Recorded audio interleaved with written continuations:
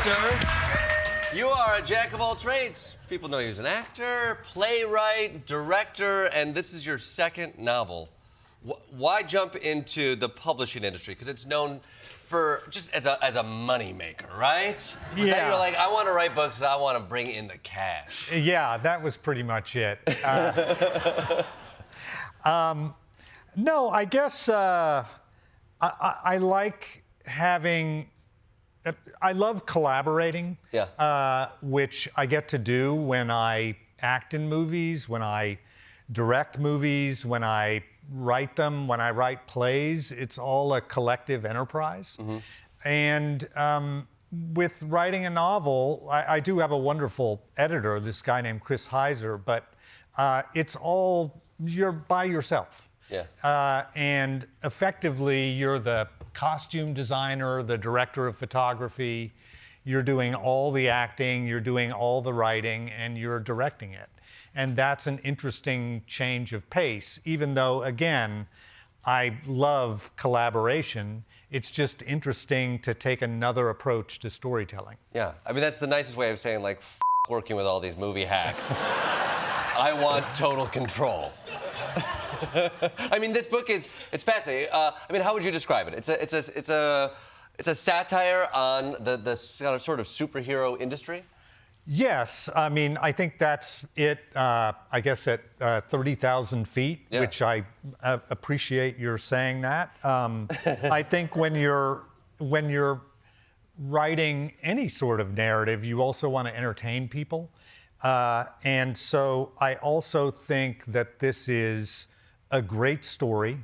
I hope it is anyway. That's my ambition. Yeah. With some really interesting characters who won't be specifically familiar to people, but the archetypes, I think, are very familiar to people. And it's a great story about the making of a superhero movie.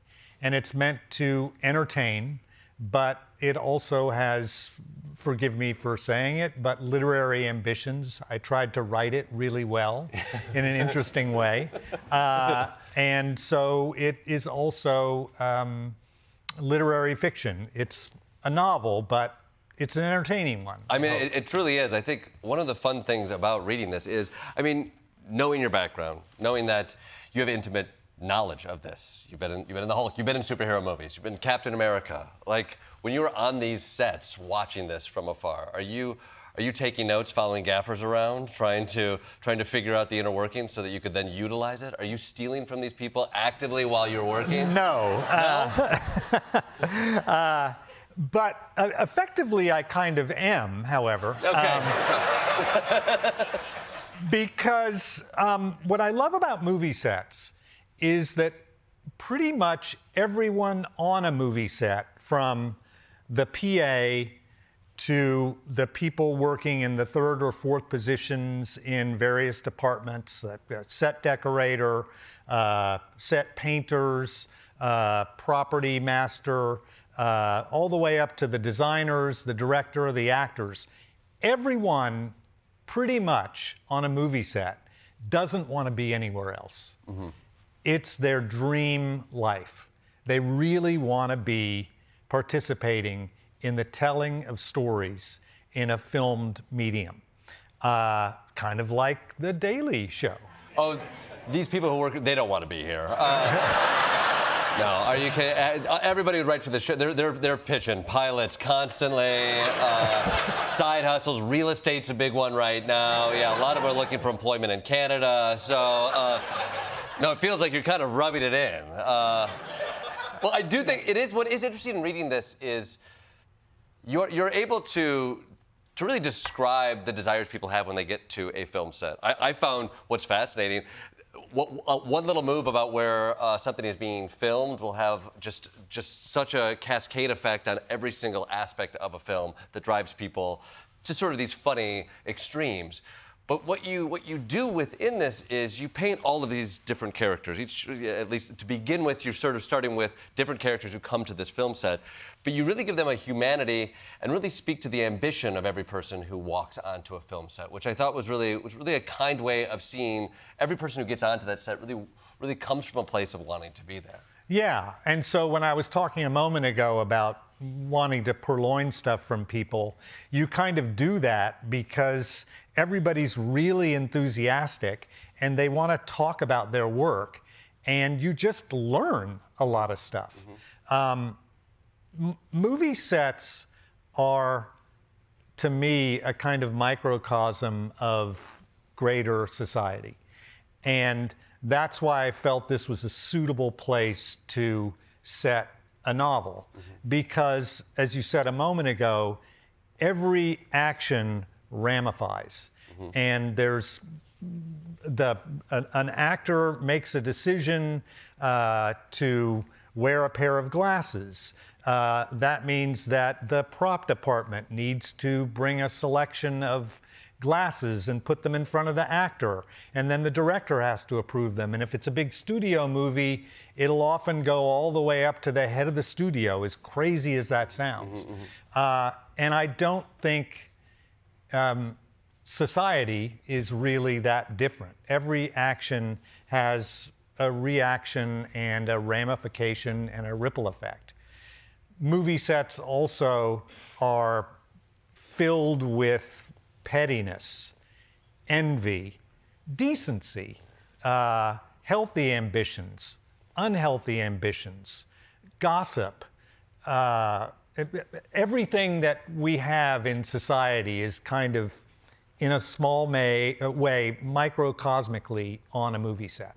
What do you think it is about superhero movies specifically, having written about it but also lived it? What if this is sort of, in many ways, this is a microcosm of this country that we live in, but it's such an American thing to want these grand, big stories. The American dream is often built into these superhero stories. We're fascinated with them. We expand upon them. What is it it's so American about the superhero story?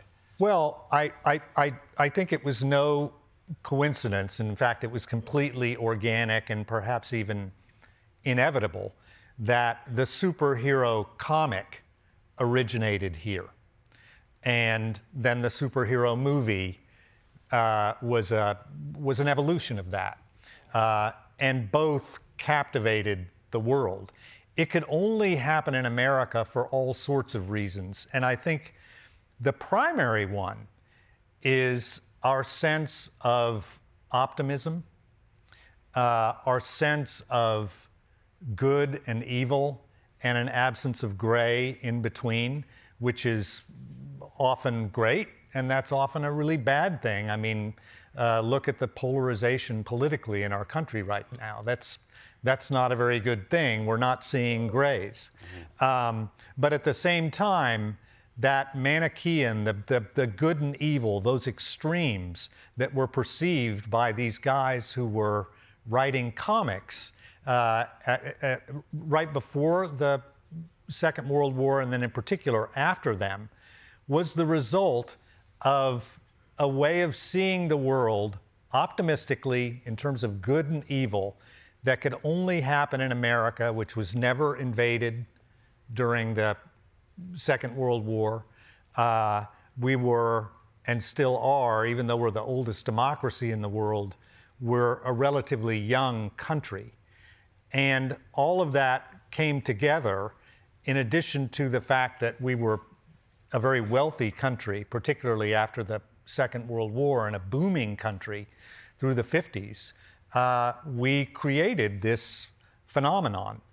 And then the superhero movie is a natural evolution of that because only American studios could afford to make them.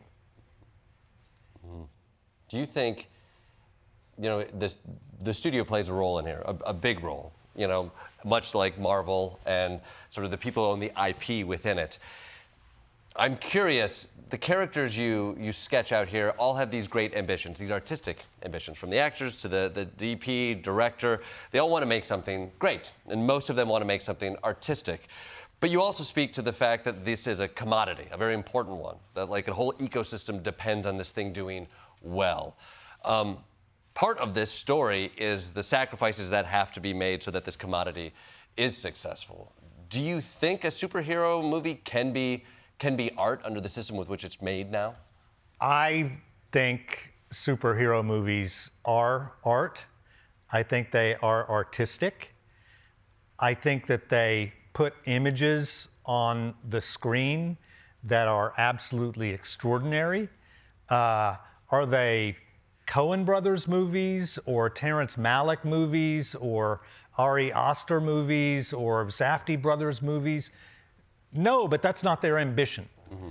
They're out there to entertain on a massive scale. And when they work, they are artistic. I'm sorry, but the character of Thanos is artistic. Mm-hmm. Watching somebody fly through the air, the Batman movies, they are artistic.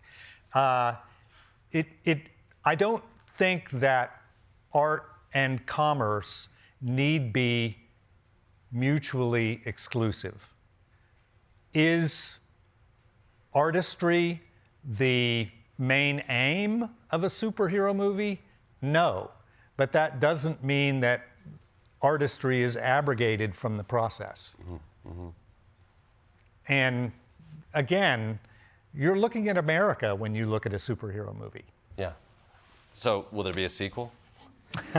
To America. When we look at this, how is the America universe looking? Is it growing? Is it expanding? Are we hitting the dark period? Well, I mean, that's a really good question, actually, because maybe the seeing of the world in terms of good and evil and not being able to perceive the gradations in between is very much part of our problem. But I wouldn't place blame at the foot of superhero movies or superhero comics, because those are a response to or a reflection of stuff that's already in the culture, mm-hmm. who we are. And I guess one of the other aspects of the novel is that it's not just about the movie star and his producer wife, but you have the character of a DP, you have the character of a teamster who drives the lead actor around, you have PAs, you have a line producer. So just like in real life, where you have stratification culturally and economically, this book deals with that as well. And again, hopefully in an entertaining way, and it always goes back to it's meant to be America. Mm-hmm. It's a beautiful read and a fun read. Superhero, available now, Tim Blake Nelson.